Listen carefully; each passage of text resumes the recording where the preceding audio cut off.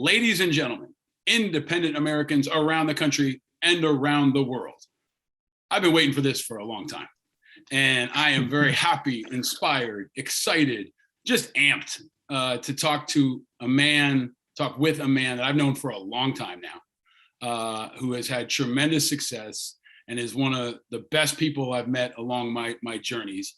And I'm just, without further ado, I'm going to get into it because I'm so happy to have him here. The great and powerful Milo Ventimiglia finally joins us on Independent Americans. It's like you're pulling the curtain, man. The Wizard of Oz, and there I am. What's up? See, you get the reference. Some Hollywood people don't get the reference. Yeah, people don't watch enough classic movies. I was raised on them. What was your favorite classic movie? You know what, my dad we would sit down and watch all the classic Universal horror movies. So it was like Dracula, The Mummy, Creature from the Black Lagoon, Frankenstein, all those ones. And then as I was coming up, it was on the waterfront. You're learning about unions and whatnot. And then, Citizen Kane, just all the old things. Wizard of Oz, I watched a ton of times. That is such perfect timing because it's Halloween time. And my kids have now started to love the Monster Mash song. And my kids, my Ryder's 6, and I have to explain to him Frankenstein in kind of an age-appropriate way. So I was trying to explain to him Frankenstein without saying it's a bunch of body parts that a dude put together. It's like kind of described him as a robot. Yeah. Okay. And my kid is fascinated, but I'm thinking about when do I show him Frankenstein? When the Wizard of Oz? When do I? Because that's the monkey scary stuff. It's some scary shit. Yeah. But even like the witch coming down and like the green smoke, all that, man. Yeah. It's scary shit. Okay, but it's not scary to be talking to you. I am so happy you're finally here. I ask everyone, where are you and how are you? Right now, I'm sitting in my office in Hollywood. I'm actually sitting in my partner Russ's chair because I get better light from a window looking down the street in Hollywood. And I'm doing good, man. I was really looking forward to this. A bunch of motherfuckers driving like assholes today, trying to get here. Got out of my house a little later than I wanted. Construction everywhere, but I made it. I'm here. I'm stoked. That's your life in a nutshell, man. I made it. I'm here. I'm stoked. So let me ask you, some folks are watching on video. Behind you is kind of a cactusy looking plant. And then it looks like a drawing that's just sick. Yeah, what is that behind you? So this actually was a Dale Kewen original. He's an artist, comic book artist. This was from a comic book that Russ and I produced called Berserker. About a guy who has this Norse blood in him and he goes berserk and he has a strength of like 10 to 20 men. And he gets caught up in this big battle war where berserkers are not born in, or they can't be recreated. They're like kind of just born randomly as anomalies. And there are these warring families. And this guy, he's a war vet, came home from Afghanistan. He's trying to just like live a peaceful life and kind of move on with his life. But yet he has this berserker lineage that he's sought after by these warring clans and he just can't get away from it. He's just trying to live a simple life. But so that was a Dale Kewen original. And that one right there. I'm so glad I asked, by the way. I'm so glad I asked. And if there was ever a reason for you listening on audio to go look at video, go over our YouTube page and you'll be able to see Milo is putting that back on the shelf now, trying not to get stabbed by what looks like a cactus. And that one's a Jeremy Hahn original from the same comic book. I'll snap photos and send them to you. I love it. I love it. It's a great insight to the amazing journey that is your life. I was trying to think about when we first met, and go ahead. You might know when it was. No, I was going to say, man, I remember your book being sent to me, and it was right after I got back from my first USO tour to Iraq and Afghanistan, and I read it, and I was like, oh man, like I met 1,000 of these guys, like with this story, with the, everything that you talked about in Chasing Ghosts. And then I remember it was Judy set us up. Judy Ann Williams, right? Yep. Yeah. The great and powerful Judy Ann Williams. So I hope will join us on the show. If you work in a lot of different spaces, you will know she's an incredibly amazing and powerful. Also, the godmother of my son. No kidding. Yep, Yeah, she's Ryder's godmama. She's Ryder's godmama, and she's awesome. And she's just one of those people that connects good people. And I remember, you and I and Russ and Bowers and others just kind of rolling around LA talking about stuff, and early days too, because I pulled it up, and like you did an IAVA event with us back in 2008. And there's going to be a lot of connections to this show in our community. But Henry Rollins, who was a guest on this show, one of the best guests we ever had, was emceeing the gala. But it was 2008. And, and then you and I were on Morning Joe together in 2009. You were on Morning Joe recently. We'll come back to that. But, I was hooking up with you at a time when, frankly, like I felt like I was the only or one of the first next generation vets in Hollywood. Yeah. And you were one of the first actors and high profile people to really get behind us. It was at a time when like it was still kind of new and risky. Now there's so much content and so many films and so many influential people, and there's this level of awareness. But like I remember, you being willing to support us, and we'll talk about probably all the reasons why, but it was early and it was still considered risky, right? Because the war was still kind of politicized. Bush was kind of still in office or had recently come out of office. And a lot of folks in Hollywood didn't want to touch it. I remember being like I met with Oliver Stone. I met with people, and I was like the first post 9/11 vet they had met with. Now there's been waves of them, but isn't that crazy? Yeah. Go ahead. I'm sorry. No, go ahead. Go ahead. I was also struck by the fact that, Judy Ann said, this is a guy who's been on a USO tour. I knew you from Heroes. I was a big fan of Heroes and from the Rocky movie. And I was just impressed by your commitment, but also recognition now with hindsight. A lot of folks didn't want to get in then. You were into this before it was popular. Well, I feel like, and that's, you're saying a lot of people didn't want to get in on it. It's like, yeah, but what is it? It is a community of people, of men and women that wear a uniform to represent us out in the world stage. How can you not get behind them? How can you not care about them, their experiences? I mean, the wild part is these days, it's cool to support. It's cool to speak up. I mean, back then you were right. It's like Twitter wasn't what Twitter was. Instagram wasn't what Instagram was. It's like those things were there, but they weren't quite at the level of platforming. Yeah. So you're just there supporting. Like I always felt like, if I'm in Iraq and Afghanistan on a USO tour, if I'm at a base, if I'm at Walter Reed, it's like, hey, I'm there as an individual, trying to make an individual connection with every person I meet, and then take that and talk about it. Tell those stories, make sure that there's a light shined back on a group of service members in an all volunteer military, and be like, hey, we really need to look out for this group of people. We have to, and I don't know if it came from hearing my dad's like Vietnam stories and then reading about post-Vietnam and what veterans were like really dealing with and the disgust that was kind of pointed at them.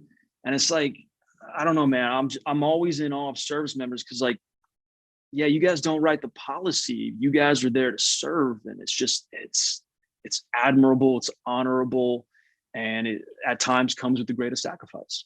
Well, and I went back and watched the introduction you did in 2008 for Carlos Leon, who was one of our honorees at the time. Yeah. He was a Paralympian, right?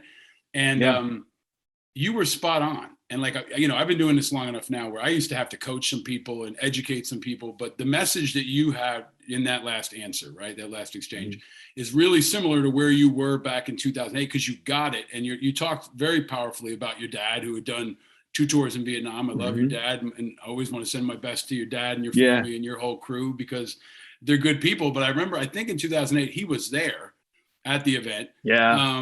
And you got it. And frankly, it was before your star was rising, not where you are now. But, there was some risk involved and there was a learning curve for people, but you were way out there, man. And it really, really, and you went over there. I always give people credit on this, because there's a lot of people who talk shit. To go to Iraq and Afghanistan, especially in those early days when not a lot of people went. Henry went, you went, very small number of people went. That was really significant. Well, the interesting thing about it is what I see is a lot of Hollywood tourism.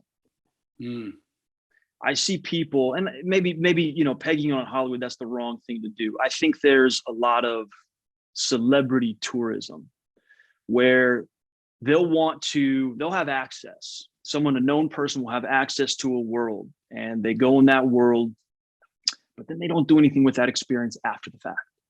Like, that's the one thing that I recognize about being in Iraq and Afghanistan now multiple times.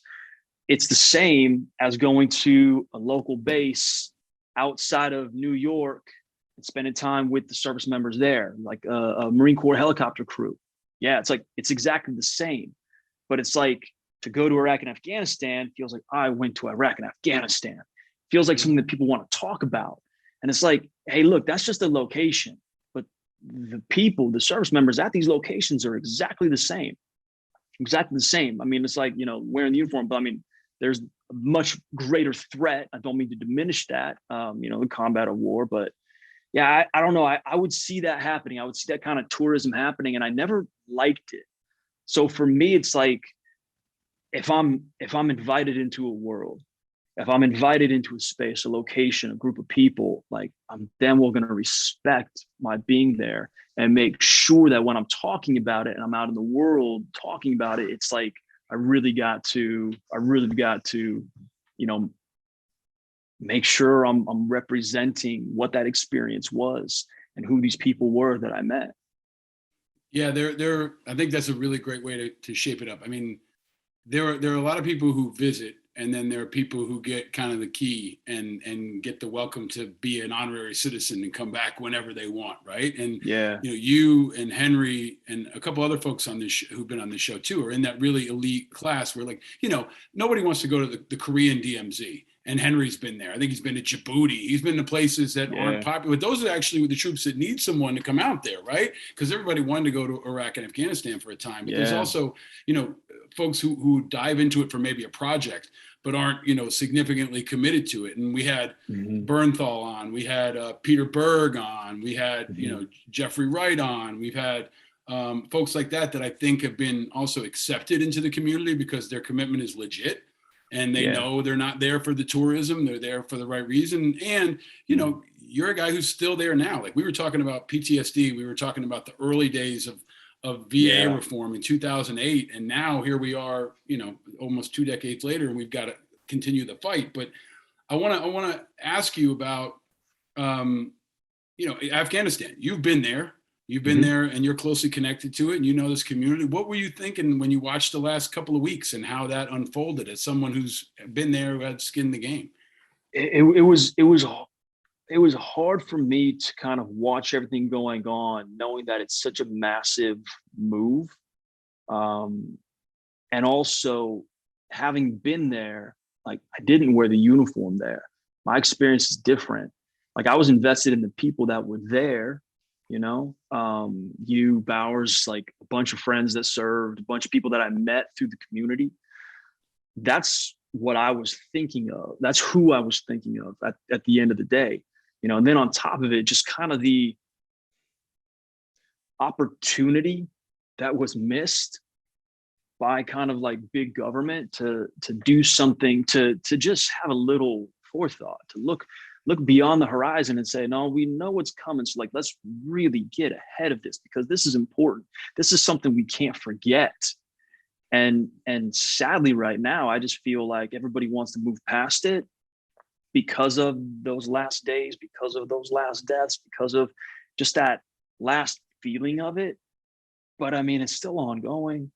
And just because, let's say, it's ended, 20 years of war has ended, it doesn't mean that it's done for the people that experienced it, or the Afghanis that are still there experiencing it, or the Americans that are still there that are experiencing it. It's like, it doesn't just end cleanly and neatly. So I think for me, I was conflicted because I just I was honestly just like thinking about people in the community that I'd come across that I knew, and like doing my best to reach out to people. I mean, even like I asked my dad about it. It's like, Dad, I'm like, like, what do you think?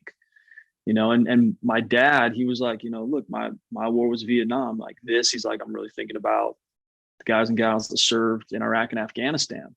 You know, I can't imagine what they're going through. Or actually, I can't imagine what they're going through. I don't want to use, put words into his mouth, but I mean, I think it was just a confusing, conflicting time. And I wish with everything else in the world, there was just a little forethought. It's like, we put people in positions of I don't want to say power, but yeah, power, like a job title, hey, this is your job to manage X. Go fucking manage it. Make sure it's done right. Like that's one thing that even like Russ and I talk about, like not everybody's good at their job. And, the people that aren't good at their jobs, like, well, maybe they should be doing that job. I think your perspective is unique and valuable. And it's kind of interesting that, we're starting with a conversation around your dad's experiences in Vietnam and then communicating ours. And you've always had, part of why you're so successful is you've got this gift for channeling and understanding other people's story and other people's pain, right? And there's a lot of heartbreak around a lot of this, and you have that feel and that understanding and that connection to it, and you're able to communicate it to others in a way that I really do think is unique. Because I said this to you before we hit record. I said there's a couple of things I believe that you only understand if you've been through them, right? And it's combat, parenthood, and the pandemic. Right, you can talk about it. It can be academic, but unless you were alive in the pandemic, you can't understand. But also, like let's be honest. Like I've only experienced one of those, the pandemic. Yeah, but you've experienced the combat. Like, and I think whether you're in whether you're a civilian, whether you're somebody like Zainab Salbi that we had on here, right, who grew up in Iraq. I think seeing it and understanding the fear and like the visceral reactions of what you can't control.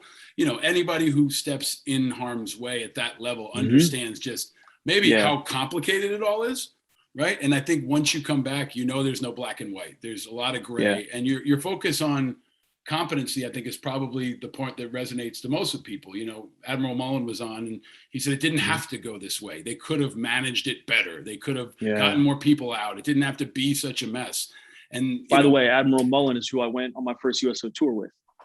See, let's play this game because there's a lot of, this is going to be fun. There's a lot of connections to prior guests on this show, right? And you went to Afghanistan also with Jane Horton, who was recently on the show, and you all are good friends, right? Yep. And she's a good friends. American hero, a legend. She's incredible, man. I mean, I remember the first time we met. So when you go on a USO tour, they give you like a little kind of playbook. It's got your schedule. It has a little bio on everybody, and it's like I'm on set. I read my call sheet. I want to know my crew. I want to know who's pulling focus on the camera. I want to know who's wheeling the dolly. I want to know who's setting up food and sweeping the floors and everything. And I read this book when we're on the flight over, like when we're kind of like just about to take off, and I'm reading about Jane. I was like, oh wow, Gold Star wife, but also like I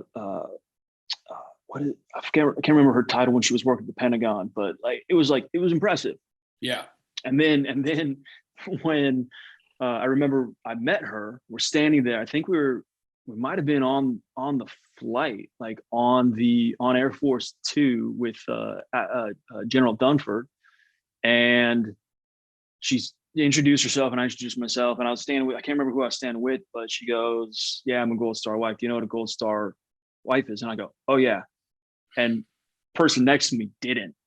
And I'm like, wait, we're on a USO tour. Like you gotta understand. And but it was like, but to Jane, she even told me later on, she goes like, yeah, I can't believe you like knew. And I was like, well, yeah, I've been in the community for a long time. I understand, it isn't just, reading something. It's just kind of having a general knowledge about what happens in the community and even the worst. So but yeah, Jane and I, we've definitely bonded, battle buddy, she calls me, from that trip to Iraq and Afghanistan.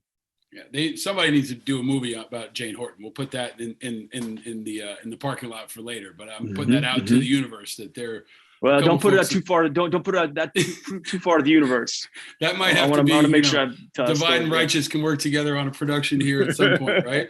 But another prior guest who blew people away is James Laporte, and James Laporte, who is now at the AP, is you guys are similar in that, like, anybody who knows you and has seen your career knows you're busting your ass and you're working hard and you're grinding and you put the work in, you put the time in, and you do your homework. And Laporte is kind of that kind of guy too, right? And now he's finally having the success that I think is warranted, and he's so productive. But you all linked up on the TV show, right? On This Is Us. Yeah. This Is Us, right? He was brought in for season 3 of This Is Us. We were doing a bunch of stuff on Vietnam. And so Tim O'Brien, who wrote Things They Carry, and then James were brought in just to tell stories and whatnot. And James has since come back, but on set, you know, like we just got to talking, and I was like, hey, here's this guy that is now, you know, really helping a group of writers and specifically helping my character. And I just take interest because I'm like, well, he seems like an interesting guy, and we just sit and we talk more, you know, and it literally goes all the way to you mentioning him. I'm like, oh, I was just texting with him last night, you know, like, hey man, come out to California, come hang out a little bit. But yeah, James, another good guy, you know, that from the community that cross paths was. And I don't know, it's one thing too when you meet somebody. It's another moment when you meet someone you're gonna know the rest of your life. Mm-hmm. You know, and like even like you and I, man, like we met. I was like, I'm gonna know Paul the rest of my life. I said, you know, he's on the East Coast, I'm on the West Coast. May not talk all the time, may not see each other all the time, but like I'm gonna know this guy the rest of my life. Those are wonderful moments. And like Jane is one, James is one. I mean, a few others I'm sure you're gonna mention too. Yeah, and I think you know, if I look at the folks that come out of the Hollywood and active and creative world that have been as part of this show, I think it would make a hell of a movie. If or whatever we did, like it'd be like a reinvention of Reservoir Dogs. But if we were able to get you and Bernthal, who was on the show, John Bernthal, who's another badass. Johnny's the best, right? And we had Bradley Whitford on last week. Yep.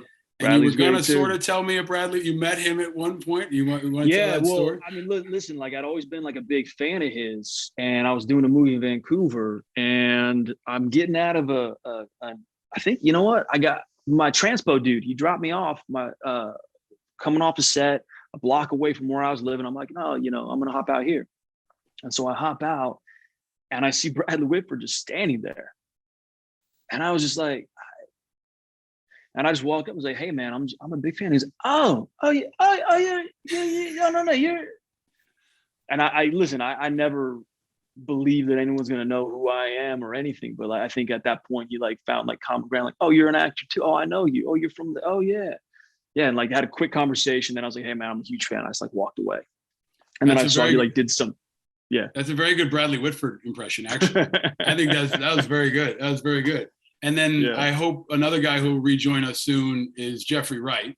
And if you think about this crew, if you all in one movie or thing, anything would be pretty badass. But he's got the new James Bond movie coming out. Yeah. And he and I are going to be working on season 2 of a project with Vice called While the Rest of Us Die.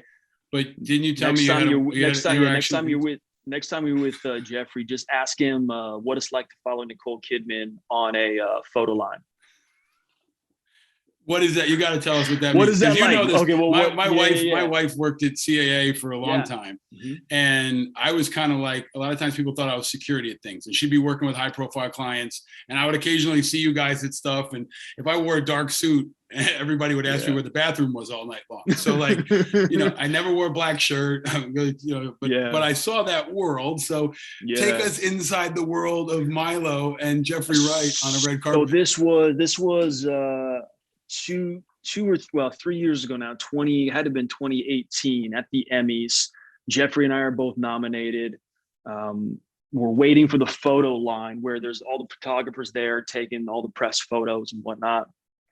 And we're both waiting. And like, I've known Jeffrey through other mutual friends for a long time, and we're just catching up. And then somebody says to us, excuse me, gentlemen, will you mind terribly if Nicole Kidman jumped ahead of you? She's presenting first and they're asking for her inside. I'm like, no, of course. And like, I work with Nicole. I think he knows Nicole. So like Nicole breezes past, hey, Jeffrey, hey, Milo, oh my God, good to see you, like quick little thing. And then she like walks ahead of us. And then basically what they do is they stagger you. So about 15 feet away, you're kind of following the person next to you. And there's these little spots where you got to go and stand so that all the photographers have a nice angle to photograph you. So I think Jeffrey, I was like, no, please go ahead.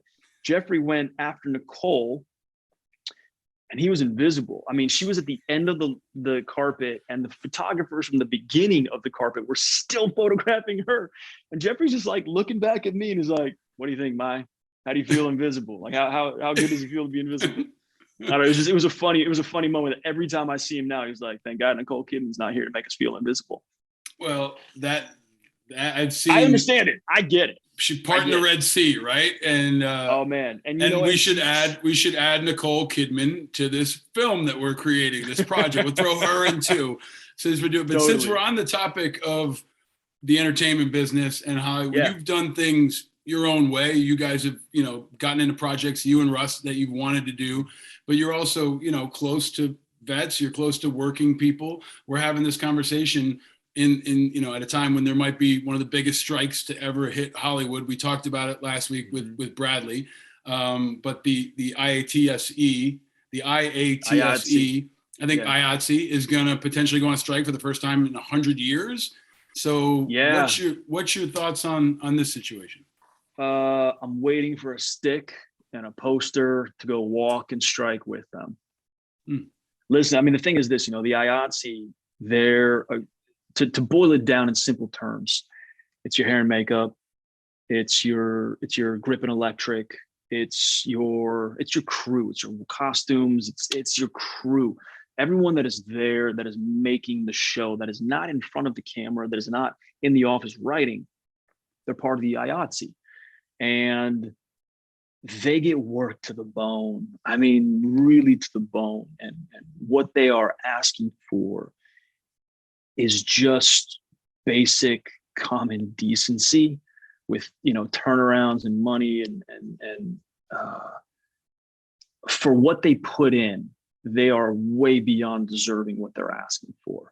So when they authorized the strike, and there's like a 98.2% authorization, which is massive, because if they strike, this is actually the important thing for people to know.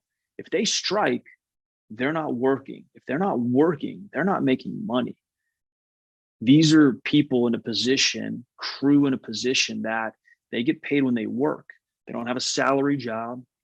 They can't take off. If they take off one day, 1 week, whatever, it really hurts them, So it's a big deal for them to say, we're not working until we get the best working conditions that we think we deserve, that we know we deserve. And they're getting a lot of support because everybody knows it, actors, writers, I think producers have to struggle with what is dictated by the studios, but really it's the studios. I think I saw there's a lot of conversation. The producers need to do this, the producers need to do that. It's the studios, and these studios, they make a lot of money. They make a lot of money off the hard work of these people. And the thing is, like, hey, they can make that money. They give the jobs. But I think in basic decency, they need to understand the toll it takes on these crews. So I'm all for them striking. I hope the studios come to their senses quickly and don't keep everybody out of work and try and prove a point or try to wear everyone down because they've got the biggest bank accounts. That would be a huge travesty. I don't know. I'm all for it. Give me a fucking stick. Call me Norma Ray. That's powerful, man. And I think it's kind of a reckoning. It seems like that's long overdue. And so many of these folks are also been hit hard by COVID, right? When they're shutting down sets and production schedules are disrupted. So the risk they're taking is huge. When I was growing up, my dad was in the union, and then he went over to management. And I remember he worked for utilities companies. So I remember what strike life was like, right? And then my brother is still in the mechanics union now. So when they go on strike, there's no food coming on the table. So I think it's a really pivotal moment in the midst of all these other political debates. Like, this is a defining moment for unions too, like the power of unions in America. And for them to have you and Bradley and so many other people out in front at a time also when, content is cranking. Netflix is growing. Everything, the influence, and people want this content, especially after COVID. I'm glad they're strategically focusing on this moment, because this might be a once in a lifetime moment. And to have your support and others is going to be critical. It's going to be a hell of a reality TV show. I mean, a docuseries, something, but I think it goes back to what's right. A lot of people do things for a lot of different reasons. I have always been, well, what's right? What's the right thing to do? And it doesn't matter if you got 10 people against you and you're the only person saying, hold on a second, wait a minute, that's not right. How are we going to fix this? I'm a big supporter of what's right. So to that point, when you look at what's happening in Washington right now, this is and I think that last issue is important, because this is independent Americans. A lot of people are unaffiliated. I go right of center on some things. I go left of center on some things. But I think the importance of protecting workers and understanding their essential nature to everything we do has really kind of been lost. And maybe that's an outcome of the pandemic, where people appreciate teachers more, they appreciate doctors more, they appreciate bus drivers more, right? But there's still this, catastrophic dysfunction back in Washington. You're involved in all these issues, you're involved in all these causes. What's your take, man? I mean, on everything from, an insurrection to now gridlock with Manchin and Sinema. What's your take on the lay of the land? It's hard to have a true comment on it, not being completely caught up and educated in all the specificity of it.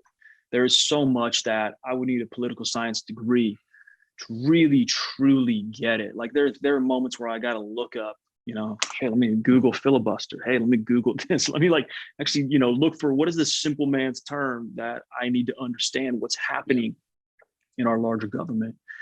And I don't know what the solutions are. I don't know what the answers are, but I think what it means for me personally is I can't take my foot off the gas just because I feel like there's such a steep incline to a battle. It's like, no, man, you find your way up a mountain. You got to do it. Something that I've kind of had in my head for a very long time. We're always going to have roadblocks.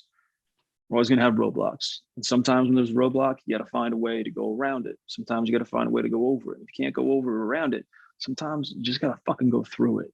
You got to put your head down and you got to keep beating on that wall until it falls down. And I kind of feel like no matter what's going on in bigger government, the things that are important to me, I'm always going to find a way. Like when I was a kid, I got tested for honors programs.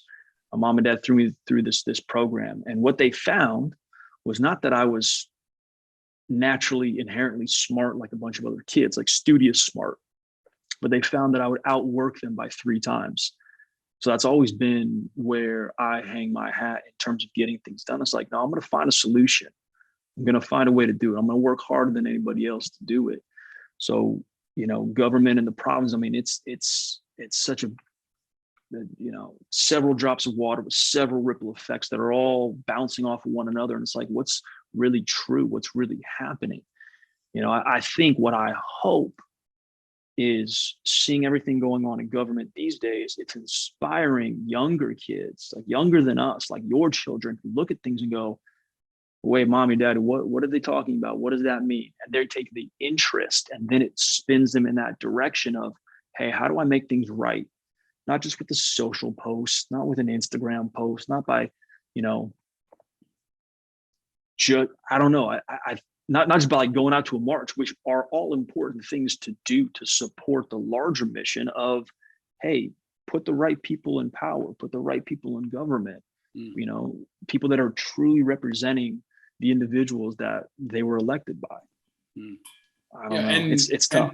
And put in the work, right? Like that's where I think you're one of the guys that's been in the fights, right? For a long time. You're not just a tourist. So you understand it's not just about popping a selfie on Instagram or showing up at an event. You got to keep the grind, right? Especially when it comes to policy change. You've seen that working with us at IABA, being a part of the USO. And now, coming full circle, 2009, you and I are on Morning Joe. Last month you're on Morning Joe with Jane on another issue that similarly seems frustrating, right? Back when I was at IAVA, we said early on, like, there's going to be a time where we need a memorial, the post 9/11 memorial on the mall for a lot of reasons, not just, and I didn't really always get it, but I think the thing that someone explained to me is it wasn't about us. It was about the high school kids and the international people and whoever else came through our capital to understand our history, and having a place where my grandfather used to always say, he was pissed off that the World War II veterans had to raise money for the World War II memorial. And he said, I'm not going to live to see it. And he was right. He died before it was built. And now we're in a situation where we're demanding a global war on terror, is the term they're using, on the mall. There is resistance. And I think even beyond that, there's going to have to be private funding to fund this. And people are touting that like that's a good thing. But I also think that's fucking ridiculous that we have to go raise money out in the space. But you've been great about it. You went on Morning Joe with Jane. You've been passionately supporting this and amplifying it in a way that we need to get people's attention. Why is this important to you? I mean, it's important for so many reasons. It's not just the school kids and people coming to learn about our American history. It is about you and other veterans that served. It is about your children being able to go and, you being able to say to your kids, pointing out a name or two on the wall and saying, I knew them. Let me tell you about them. Like, my dad did that. I went to the traveling Vietnam Memorial Wall when it was just touring around the country with my dad. My dad asked me if I'd go with him. He didn't ask my mom, he asked me. And so that was the first time I saw, and I knew about his friends that died over there.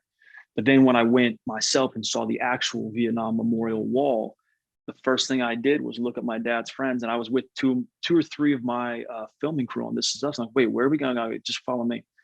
Actually, I don't think I said follow me. I just was go. And they just kind of were along. And I went and I saw the names of my dad's friends that died over there. And I know, they definitely died in place of my father. I wouldn't be around without these two men. So I think there's several reasons of why it needs to be recognized in the proper place. So just a real quick history, if anybody doesn't quite understand it, in 2017, it was approved by Congress. It was a co-sponsored bill by Senator Joe Manchin to say, hey, we need a global war on terrorism memorial, the GWAT. So that was in 2017. Nothing's happened since 2017 with it. The holdup on placement is because of a 2003 congressional bill that closed the reserve on the National Mall. So you can't put any memorial or monument on that hallowed ground anymore.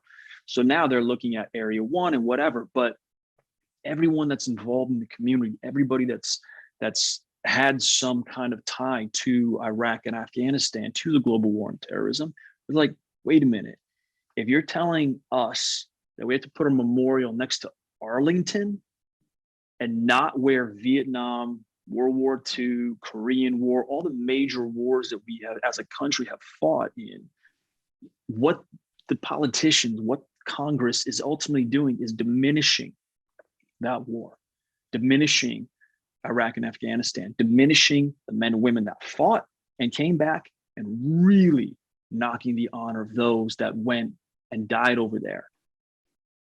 And I said that to Senator Joe Manchin in a Zoom with him 3 weeks ago. And he sat there just like you, just kind of sat and he just kind of shook his head, and he really took it in. And I was on a call with a bunch of Gold Star wives and a Gold Star daughter and a Gold Star father. So for me, it's personal because of my connection to the community. Again, I think because I'd been there a couple times, because I still continue to cross paths with veterans or active duty that have some kind of connection to Afghanistan and Iraq. And for me, it's just, again, I don't like taking my foot off. So when I even hear something encouraging like, hey, Congress hears us, Jane and I are out doing Morning Joe, I'm out tweeting, we're out doing things, we're having calls, we're reaching out to senators personally, and they're picking the phones up. I've talked to a bunch of senators recently from a lot of different places. And I mean, who am I? I'm just a concerned citizen. And I think that's the thing that we all, or that I'm trying to convey and get other people to recognize is, hey, you don't like something going on, call your representation, call your congressman, call your congresswoman, call your senators, talk to their chief of staff, understand the structure of who these people are and how you can get that influence into them strategically targeted, and just do it. Like, this is something I think needs to be done. And I'm not going to stop until it's done right. And placement on the mall is like the most important thing. And that's the fact that you are talking about it is putting it on the radar. In the same way we had, Jon Stewart blew up Zadroga, right? And blew up 9/11 health issues. And now he's doing it with burn pits, especially in the last week. Like you're amplifying this in a way that we can't. And it's a perfect synergy and what we need, but also, it's a great example of how our government doesn't work right now. Because if you don't want to put a memorial on the mall, then don't start a fucking war. Like, it should go in the initial. I've always argued, once we send them to war, okay, lay out the VA allocation for all the PTSD and everything else. Lay out a spot on the mall, and if you want to keep going to war, you got to make a bigger mall, right? By the way, Paul, you know what that is? You know what that is? Looking beyond the horizon. Yeah. Looking beyond the horizon and like seeing those problems that are coming. It's like basically like everybody needs to turn into Neo from the Matrix. Like, you see what's coming and you're able to like duck and dodge it or take the hits because you got the proper gear on. But we put it in the IABA policy agenda. I don't know when, like probably back in like 2008, 2009, in part because the Vietnam veterans like Jan Scruggs and others said, start now. They said, start now, because it's probably going to take you 25 years. And they're going to be resistant. And they walked us through it. And credit to Jan Scruggs. And we had Wayne Smith on this show. Wayne told me a story about, people assume the Vietnam Wall was just a given. He told me a story about walking into Congress and World War II veterans saying to him, we're never going to make a memorial for you all who were the first generation to lose a war.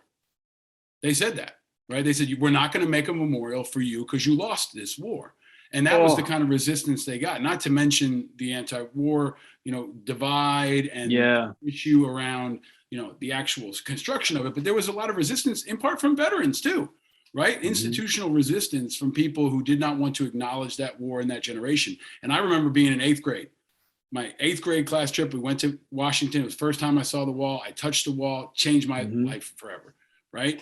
And it communicated what my dad and your dad's generation never could. So it has to happen.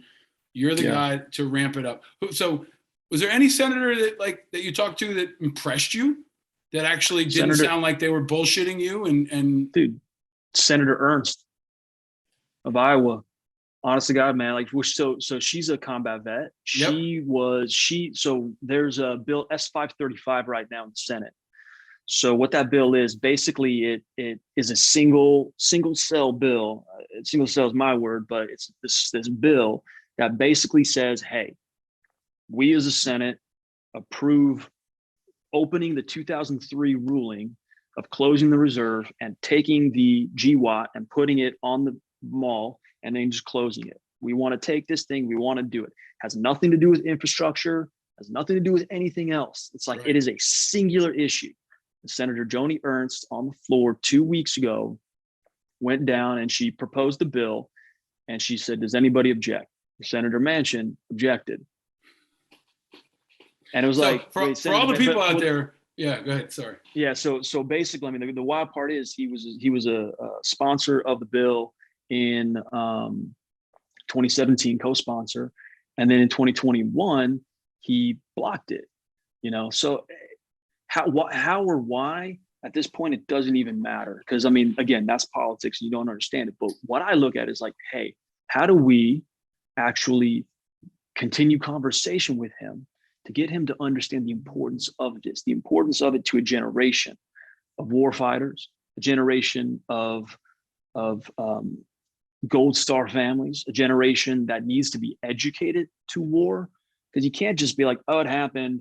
I'm an Instagram blogger and it has no impact on me. No, it all kind of does. It all works together. You got to understand the history of it. So, I understand there's a lot of like malice toward the senator right now. And it's like, hey, I'm not happy that he blocked it 2 weeks in a row.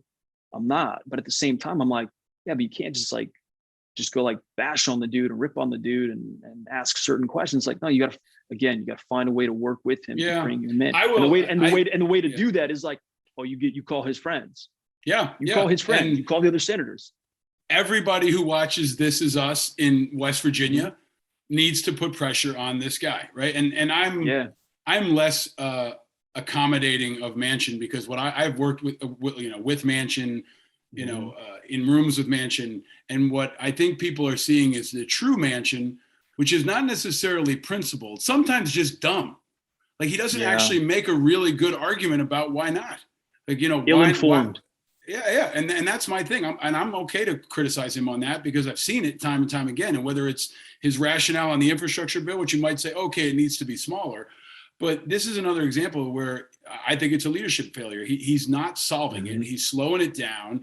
He's the fly in the ointment. And sometimes it's because he seems to like it. So I don't have a lot of patience for him right now. And on the flip side, I'm encouraged by Joni Ernst, because Joni Ernst as a Republican and Tammy Duckworth as a Democrat are finding ways to work together. And another example is the Afghanistan investigations. The same two are now calling for investigations of Afghanistan, and they're giving us some hope for Washington. And that right there, you're right. They're giving hope for Washington, because, I mean, listen, like you can be a Republican, you can be a Democrat, but no matter what, it's like these people need to work together. So when someone is just so flatly on one side and not willing to hear, I mean, they're the that three monkey statue, deaf, dumb, and blind. They're not willing to work. Like, hey, I may not agree with a lot of people that think differently than me, but I'm willing to hear them. I'm always willing to have a conversation. And again, you can't go around the wall, you can't go over the wall. Sometimes you got to go through the wall. And there's a big takeaway here that Milo's coming. And he's, if he's in the Matrix or whatever it is, like, he keeps getting better. And like, I'm not going to take any credit, maybe a tiny bit of credit. Like, now know bill numbers, how this works, right? And you learned all that, in the first couple of rounds back when we started this. And you were a quick study, and you put the homework in, you did your work, and you're pulling up bill numbers. And that's why you're effective, because you put the work in, you do your homework, you're focused, you're relentless. And that's what we need, especially in this political environment, to get shit done. And really in any environment. Right? Like, the tenacity is what takes you through. So if you have a minute afterward, I want to ask you the iconic questions afterward that we'll bring over to Patreon about your first car, your preferred drink of choice, waffles, pancakes. Patreon members will bring that over there if you're a member. But let me ask you this. You've been through a lot, Milo, and you represent and play characters that have been through a lot. What, for people who are struggling, you're a role model for them. You're also in a unique position to bring people together. People of all political backgrounds are fans of your work and are going to follow you.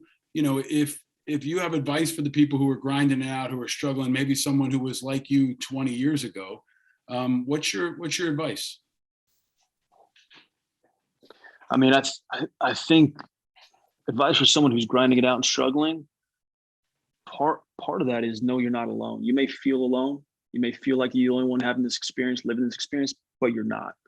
And that's not to take away from it. We all have unique experiences, but find a community that will listen, as well as make sure you're speaking up in a way that isn't just to be on a soapbox, but you're also trying to contribute, and you're really, truly listening to what else is going on. Because I know there's a lot of people that wait to talk, or sorry, they're just waiting to talk, and they're not really paying attention to what's going on the other side. So I think that's important. And gosh, I don't know, just don't stop. If you got something in your heart to do it, don't stop. I mean, Russ kind of jokes about this, where he tells people, Milo hears no more than anybody else that I know. And as an actor, sure, it's like people tell you, no, you're not right. No, you're not. Your hair's not blonde. You're not tall enough. You're too old. You're too young. You're too tall. You're too this. It's like there's going to be a million reasons of no, but it's like you can't let that infect your own self-worth or your own desire to do something, to contribute. So I think those are things that maybe people should always consider. It's like, hey, you have the strength. We all have the strength within us. It just takes a little determination, takes a little knowledge, takes a little, well, not a little, a lot of effort, but also don't be afraid of the effort. The effort is wonderful. I love that. I love that. And what I've seen too is the effort is important, but also the integrity. You know, in a job like yours, Oh I've seen yeah. it time and time again. My friend Teddy Sears, I've known for a long time. He's been a roommate. Yeah, Teddy's a You good know, dude. right? I always used to say, you know, Teddy looks like a lot of other dudes, but Teddy's a good dude.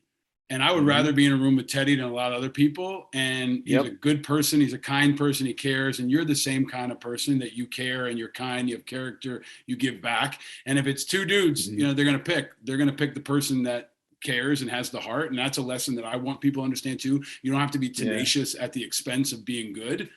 And Yeah. you're a great example of that. You know, Well, this is us. I was gonna say, I'm like, if acting went away from me tomorrow, it's cool. I'll go do something else. But like you're saying, it's like you can't lose your integrity as a person, as a man, as an individual contributing to life.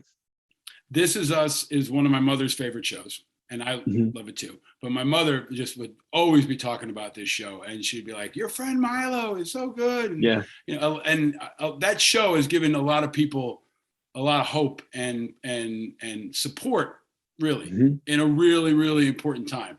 For the folks that love that show or listening to this show, maybe because they're fans of you and fans of that show, any insight you want to share? I know you probably can't do any spoilers. I'll ask you to do anything you want, but anything that you want to share about anything having to do with the show that maybe you think is important that maybe you haven't talked about before?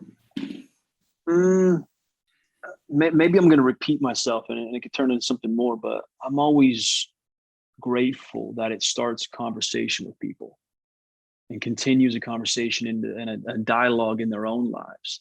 You know, I think we all on the show know the stories we're telling, and their stories are fictional, but they're all based on some kind of truth that came from the writer's room, came from the head of Dan Fogelman or other people. But to see it transfer over and an audience member watching it, a fan of the show, and saying, wow, man, like, yeah, I kind of had a rough time with my dad and alcoholism, or maybe like, hey, you know, I kind of struggle with, you know, body issues, or hey, you know, I'm adopted. And your show really gave me a point of view and a perspective that I hadn't considered. And then, well, I talked to my adopted parents, and, you know, then I talked to my spouse, and then I talked to my kids.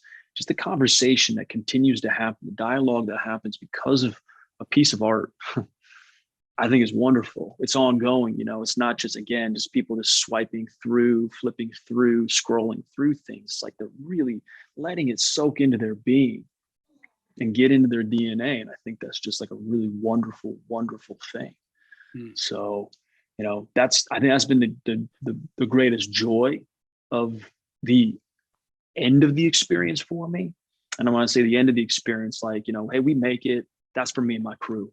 That's for everyone that's involved in producing it. You know, we have a good time. We have a great time. But the end of the experience, you know, the show that goes out to the greater world is like, it's wonderful that it impacts people. And it makes them consider and think outside of their own little blinders that are placed on them, where they only want to sit there and reflect on, well, how does something impact me? How does this affect me? Take them off, man. There's a big wide world out there. Like, just pay attention. Pay attention. That's something my grandfather used to always tell me, is pay attention. And I was teaching my son that just this week. But, you know, you're a fighter, man. From your very early role, right? Like all the way through, there's like a constant, you know, theme of being a fighter and understanding, you know, what it means to fight and to push and to love. And, you know, that role in particular is just, I'm so glad it's you. Thanks, and man. as your friend also, I'm just so fucking proud of you and so excited Thank for you. And as a fighter, you're a fighter I think everybody roots for, and the more they get to know you, the more they want to root for you. So I'm so happy about the success that you've had, because knowing you, I know it's also not just your success, and your dad and your whole family are so proud, and all of us, you know, who've known you over the years are so proud and grateful. Thanks, man. And I'm so grateful you're still in the fight, because we're going to need you now more than ever. And if maybe we'll do, you know, our version of the Avengers with all y'all who've been on this show. And that will be, we could call it like the bodyguards of Nicole Kidman. I don't know what we call them, but get all The you Warriors. guys together for one show, and Laporte can write it. But it would be a hell of a reunion. But I'm thankful for you, my friend, for all that you do and all that you are, and for joining me and just for having our back so many times. Dude, likewise, Paul. Always, man. Been a long time, you and I. So yeah, I'm always here for you, man. I'm grateful for you too. All right, onward and upward. Stay vigilant, my friend. All right, buddy.